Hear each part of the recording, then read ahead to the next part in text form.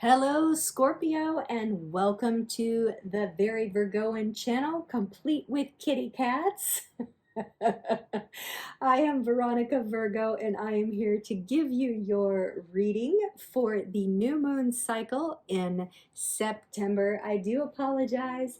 Harry is very determined to be part of my readings, and I tell you, I have to stop and start this camera more times for him, but I have to leave him on the table because if I put him outside, then he just cries to be back in. So I hope you don't mind the kitty cat accompaniment. He really is intuitive, so hopefully he will help with our reading today. You may notice that the table is a bit more intimate if you are a returning viewer or subscriber. I'm trying to set things up a little differently so that you can see the actual cards more clearly when I do the reading. Harry may circumvent that today, but I'm always working on new things, new ways of doing these readings to make them more user-friendly. I am using the new Palladini deck again today, like I did with the full moon in September. I really like this deck. I like the artwork, and they seem to be quite good in my readings. Also, the Moonology deck, which I've used before for the full moon and new moon readings, with that beautiful painterly style that it has. And as always, I will end with tarot dice, and Harry's left us now. I was kind of delaying there to see if he would go, and he did exactly what I wanted. So Scorpio, let's get started with your reading. Before we do though, one thing I forgot is I always like to talk about the moon cycle, and at some point I'll stop saying this, but while I'm picking up subscribers, I like to just kind of give a little bit of an overview of what I'm doing. But we're at the new moon now, or we were yesterday, and I do apologize for being a day late and $1 short, but it was a very busy weekend. So you at least have 12 and a half days worth of information to take you into the full moon. With the new moon, we are clearing the channels. We are starting over. We've got our whiteboard clean, and we're ready to start putting down ideas for invocation, for building, for creation. So I really enjoy the new moon to full moon cycle, actually. I think it's just full of life and excitement and potential. So let's get started with your reading. Okay, sorry, I keep bumping the camera here. We're starting out with a Seven of Swords. This would be your recent past. Okay, we're doing a 3-card reading: recent past, current energy, and then your immediate future. So the swords tend to be more negative than the other suits of the cards, so I'll just be straightforward about this. You've experienced something where you feel like you've been manipulated, or there may be some deception or trickery on your part, Scorpio. Now, I know you guys, ladies and theys, get a bad rep sometimes for being a bit moody and manipulative. I don't want to make any judgments, but if you are living up to your rep, you might want to take a look at that. However, I tend to think that the majority of you are not like that, and that maybe you have met someone or you're involved with someone in terms of your work or something like that, and there's just been some hijinks behind the scene. So I would say, moving into your new energy, you want to keep that front and center in your mind, and to make sure that you check everything. Ace of Cups. Well, that is a nice card to counter what you may have been experiencing. Here comes Harry again. So the ace cards, the number 1 cards in all the suits, represent something new. In this case, with it being cups, it's about intuition or new feelings, like your cup is full. It's full and it's dripping down, and the bird of, well, this is actually a religious symbol. This is from the Crusades. Here comes Harry again, so sorry.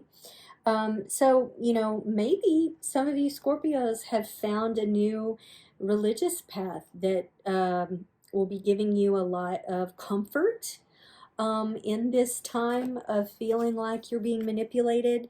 Maybe you're doing some spiritual work, watching these tarot readings, or doing tarot for yourself. It can also just be that you're feeling a lot of intuition lately.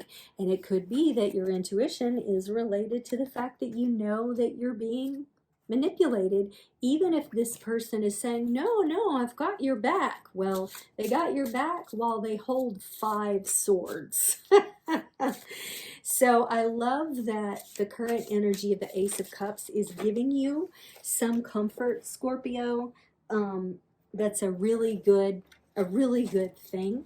Let's see how that will serve you going forward. Again, apologies for Harry. I have to keep stopping and starting in order to get him to move. He'll be back, but for the moment, 10 of Pentacles. 10 of Pentacles. So this card is about sort of a culmination of positive energies that could have to do with a legacy or an inheritance or something like that. Taking that into context with these other cards, it may be, Scorpio, that you are going through some sort of estate struggle with fellow family members, or some sort of legal matters, but I tend to think that it's less about strangers and more about people that you know and thought you could trust. But it looks good for you in the outcome. That whether you are the person leading or you're the person being led, you're being led to this verdant land with lots of wealth or some sort of prosperous, abundant outcome. It doesn't have to literally be about some outcome of an estate, but for some of you, I think it is. So overall, Scorpio, this looks good. As long as you trust your intuition and try to meet things head on with a lot of forgiveness, with a lot of empathy. People, when a death happens in the family, it brings out the worst in people sometimes where money is concerned.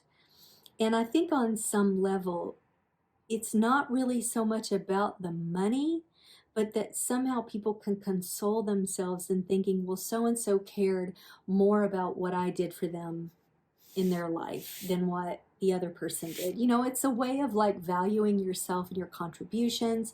It's a way of assuaging guilt sometimes that maybe you didn't do enough. So I think that might be what's going on here for some of you. So ultimately, it looks good. It's just, Scorpio, you are going to have to exercise a lot of patience. Your Moonology says nothing yet is set in stone. That bodes well for you, especially given these 2 cards. Things are mutable in this time. So just step ahead with your heart, not your heart in your hand, but with a feeling of what I'm hearing is brotherly love. That's interesting. I think that resonates for somebody out there.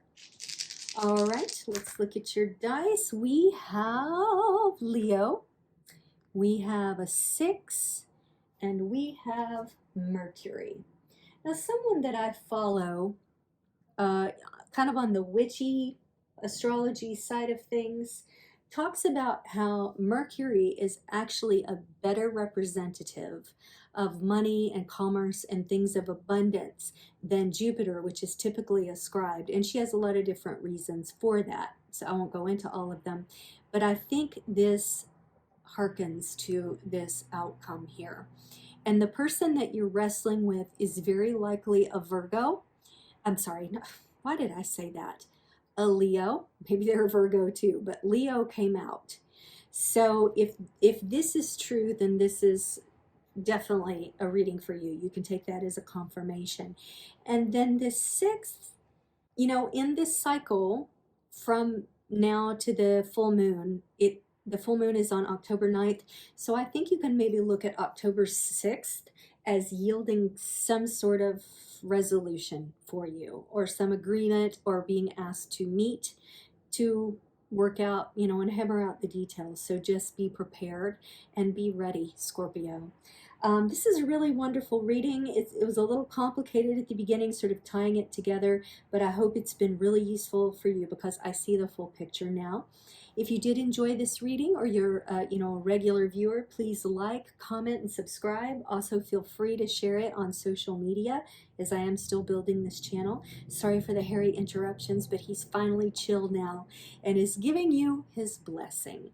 So I will see you at the beginning of October for your October overview, and I will see you on the flip side.